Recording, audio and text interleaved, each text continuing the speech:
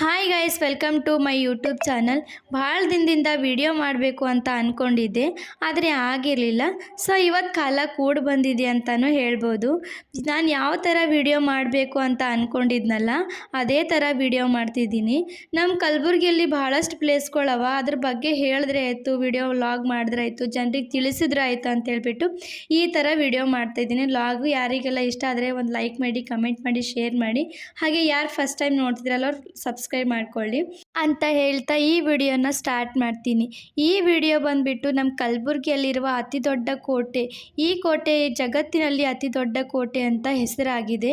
ನಮ್ಮ ಕಲಬುರಗಿಯಲ್ಲಿ 14ನೇ ಮತ್ತು 16ನೇ ಶತಮಾನದಲ್ಲಿ ಬಹುಮನಿ ಸುಲ್ತಾನರ ಆಡಳಿತ ನಡೆಸಿದ್ರಂತೆ. ಈ ಕೋಟೆ ಕಟ್ಟಿದವರು ಯಾರಪ್ಪ ಅಂತಂದರೆ ಸುಲ್ತಾನ್ ಅಲ್ಲಾವುದ್ದೀನ್ ಮತ್ತು ಆದಿಲ್ ಶಾ ಅವರು. ಈ ಕೋಟೆ ಎಷ್ಟು ಜಾಗದಲ್ಲಿ ನಿರ್ಮಿಸಲಾಗಿದೆಪ್ಪ ಅಂದರು 20 ಎಕರೆ ಪ್ರದೇಶದಲ್ಲಿ ವ್ಯಾಪಿಸಿದೆ ಮತ್ತು ಅದರ ಹೊರಗಿನ ಗೋಡೆಗಳು 3 ಕಿಲೋಮೀಟರ್ ಹೊಂದಿದೆ ಅಂತ ಹೇಳ್ಬೋದು. ಹಾಗೆ ಮೇಲೆ ಏರ್ತಾ ನನಗಂತೂ ಸುಸ್ತಾಗೋಯ್ತು, ಬಿಸಿಲು ಬೇರೆ ಇತ್ತು. ನಾನು ನಮ್ಮ ಫ್ರೆಂಡ್ ಇಬ್ಬರು ಬಂದಿದ್ಲು. ಅವಳ ಮುಖ ಅಂತೂ ತೋರ್ಸೋಕ್ಕಾಗಲ್ಲ, ಯಾಕಪ್ಪ ಅಂದರೆ ನಾನು ವಿಡಿಯೋದಲ್ಲಿ ಬರಲ್ಲ ಅಂತ ಹೇಳ್ತಿದ್ಲು. ನಂಗೆ ತಕಾಸೆ ಆಗೋಯ್ತು. ಸೊ ಕುಂತ್ಕೊಂಡ್ರೈತೆ ಅಂತ ಹೇಳ್ಬಿಟ್ಟು ಕೂತ್ಕೊಂಡ. ಭಾಳ ಕಾಲೇನೂ ಎಲ್ಲ ತುಂಬ ಮೆತ್ತಲು ಏಳೋಕ್ಕಾಗಲ್ಲಾಗಿತ್ತು. ಹಂಗೂ ಹಿಂಗೂ ಮಾಡಿ ಮ್ಯಾಲೆ ಹತ್ತದ. ಇಲ್ಲಿ ಪಿರಂಗಿಗಳಿದ್ವು. ಪಿರಂಗಿ ನೋಡ್ತಾ ಆಶ್ಚರ್ಯವಾಯಿತು. ಯಾಕಪ್ಪ ಅಂದ್ರೆ 3 ಪಿರಂಗಿಗಳು ಎಷ್ಟು ಉದ್ದವಾಗಿದೆ ಅಂತ ಅಂದ್ಕೊಳ್ತಾ ಇದ್ದೀರಾ. ಆಗಿನ ಕಾಲದಾಗ ಯಾವ ಥರ ಯುದ್ಧ ಮಾಡ್ತಾಯಿದ್ರು ಅಂತ ನೆನೆಸ್ಕೊಂಡ್ರೆ ಭಯ ಆಗುತ್ತೆ. ನಮ್ಮ ಕಲಬುರಗಿಯಲ್ಲಿರೋ ಪಿರಂಗಿಗಳು ವಿಶ್ವದ ಅತಿ ಉದ್ದವಾದ ಪಿರಂಗಿ ಅಂತ ಹೆಸರಾಗಿದೆ. ಇದು ಪಂಚಲೋಹಗಳ ಮಾಡಿದ ಭಾರ ಗಾಜಿನ ತೋಪು ಅಂತ ಸೇರಿದಂತೆ 26 ಪಿರಂಗಿಗಳಿವಂತೆ. ಆದರೆ ನಮ್ಮ ಕಲಬುರಗಿಯಲ್ಲಿರೋದು 3 ಪಿರಂಗಿ. ನಮ್ಮ ಕಲಬುರಗಿಯಲ್ಲಿ ಇಂಥ ಪ್ಲೇಸ್ಗಳಿವೆ ಅಂದರೆ ನಾವು ಅದೃಷ್ಟ ಮಾಡಿದ್ದೀವಿ ಅಂತ. ಯಾಕಪ್ಪ ಅಂದ್ರೆ ನಮ್ಮ ಕಲಬುರಗಿಯಲ್ಲಿ ಇಂಥ ದೊಡ್ಡ ದೊಡ್ಡ ಪ್ಲೇಸ್ಗಳಿವೆ ಅಂದರೆ ನಮ್ಮ ಹೆಮ್ಮೆ ಅಲ್ವಾ. ಹಾಗೆ ಕೋಟೆ ಸುತ್ತುತ್ತಾ ಸಾಕಾಗೋಯ್ತು, ಸುಸ್ತಾಗೋಯ್ತು. ಕೆಳಗಡೆ ಬಂದ್ವಿ. ಅವಳಿಗೆ ಫೋಟೋ ತೆಗೆದು ಫೋಟೋ ಶೂಟ್ ಮಾಡು ಅಂದು ಫೋಟೋ ತೆಗೆದು ಕೆಳಗಡೆ ಬರೋಷ್ಟಕ್ಕೆ ಸುಸ್ತಾಗೋಯ್ತು. ಕೂತ್ಕೊಳ್ಳೋಣ, ನೀರು ಕುಡಿಯೋಣ ಅಂತ ಅಂದ್ಕೊಂಡು ಕೆಳಗಡೆ ಬಂದ್ವಿ.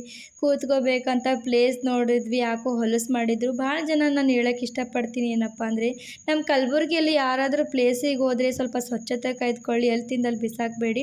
ಹಾಗೆ ಕೆಳಗಡೆ ಕೂತಿದ್ವಿ. ಮೇಲ್ಗಡೆಯಿಂದ ಕೆಳಗಡೆ ಬರೋಟ್ಟಿಗೆ ಸುಸ್ತಾಗೋಯ್ತು, ಸಾಕಾಗೋಯ್ತು. ಇವಾಗ ಇನ್ನೂ ಅರ್ಧನೇ ಓಡಾಡಿದ್ದೀವಿ, ಇನ್ನೂ ಮುಂದೆಗಡೆ ಓಡಾಡಬೇಕಲ್ಲ ಅಂತ ಕುಂತ್ಕೊಂಡು ಸ್ವಲ್ಪ ರೆಸ್ಟ್ ಮಾಡಿದ್ವಿ. ಅದಾದಮೇಲೆ ಹೋದ್ರಾಯ್ತು ಅಂತ ಹೇಳ್ಬಿಟ್ಟು ಹಾಗೆ ಮತ್ತೆ ಎದ್ಬಿಟ್ಟು ಬಂದ್ರಾಯ್ತು ಅಂತ ಹೇಳ್ಬಿಟ್ಟು ನೋಡ್ತಾ ಇದ್ವಿ. ಇಲ್ಲಿ ಒಂದು ಶಾಸನ ಇದೆ. ಏನಪ್ಪ ಅಂತಂದರೆ ಈ ಕೋಟೆಗೂ ರಣಮಂಡಲ ತೋಪು ಅಂತಲೂ ಕರೀತಾರಂತೆ. ನಾನು ಇವಾಗಲೇ ಗೊತ್ತಾಗಿದ್ದು. ಇದಕ್ಕೆ ರಣಮಂಡಲ ಅಂತಲೂ ಹೆಸರು ಕೊಟ್ಟಿದ್ದಾರೆ. ಇಷ್ಟು ದೊಡ್ಡ ಕೋಟೆ ಸುತ್ತಾಡೋಕ್ಕಂತೂ ಕಷ್ಟ ಆಗುತ್ತೆ. ಹಾಗೆ ಜಾಮಿಯಾ ಮಸೀದಿ ಹೋಗಬೇಕಂದ್ರೆ ಈ ಕೋಟೆಯಲ್ಲೇ ಒಳಗಡೆನೇ ಇನ್ನೂ ಒಂದು ಮಸೀದಿ ಇದೆ.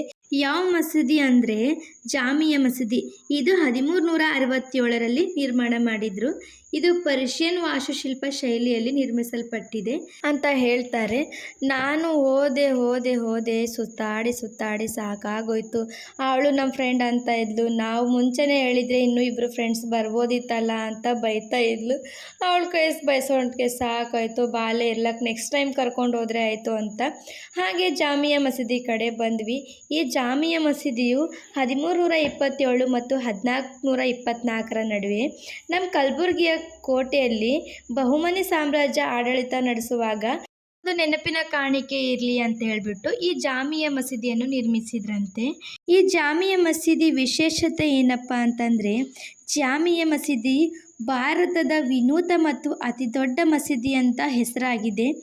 ಈ ಮಸೀದಿ ಸ್ಪೇನ್ ಕಾರ್ಬೋರ್ಡ್ ಮಸೀದಿಯನ್ನು ಹೋಲುತ್ತದಂತೆ. ಅಂದರೆ ತಿಳ್ಕೊಳ್ಳಿ ಎಷ್ಟರ ಮಟ್ಟಿಗೆ ನಮ್ಮ ಕಲಬುರಗಿಯಲ್ಲಿ ಈ ಕೋಟೆ ಪ್ರಸಿದ್ಧವಾಗಿದೆ ಅಂತ. ನನಗೆ ಗೊತ್ತಿರೋಷ್ಟು ಈ ಪ್ಲೇಸ್ ಬಗ್ಗೆ ಹೇಳಿದೆ. ಏನಾದರೂ ತಪ್ಪಾಗಿದ್ದರೆ ಕ್ಷಮಿಸಿ ಅಂತ ಕೇಳ್ತೀನಿ. ಯಾಕಪ್ಪ ಅಂದರೆ ನನಗೆ ಮಾತಾಡೋಕ್ಕೆ ಬರಲ್ಲ, ಫಸ್ಟ್ ಟೈಮ್ ಈ ಥರ ಲಾಗ್ ಮಾಡ್ತಾಯಿದ್ದೀನಿ. ಏನೇ ತಪ್ಪಾದರೂ ಕ್ಷಮಿಸಿ, ಮುಂದೆ ವಿಡಿಯೋದಲ್ಲಿ ತಿದ್ಕೊತೀನಿ, ನೀವು ಕಮೆಂಟ್ ಮಾಡಿ ಅಂತ ಹೇಳ್ತಾ ಈ ವಿಡಿಯೋನ ಇಲ್ಲೇ ಮುಗಿಸ್ತಾ ಇದ್ದೀನಿ. ಇನ್ನೂ ವಿಡಿಯೋಸು ತೊಗೊಂಬರ್ತೀನಿ. ಅಲ್ಲಿವರೆಗೂ ವೇಟ್ ಮಾಡಿ. ನನಗೆ ಹೀಗೆ ಸಪೋರ್ಟ್ ಮಾಡಿ. ಇಷ್ಟ ಆದರೆ ಲೈಕ್ ಮಾಡಿ, ಕಮೆಂಟ್ ಮಾಡಿ, ಶೇರ್ ಮಾಡಿ, ಸಬ್ಸ್ಕ್ರೈಬ್ ಮಾತ್ರ ಮರಿಬೇಡಿ. ಮತ್ತೆ ಸಿಗೋಣ.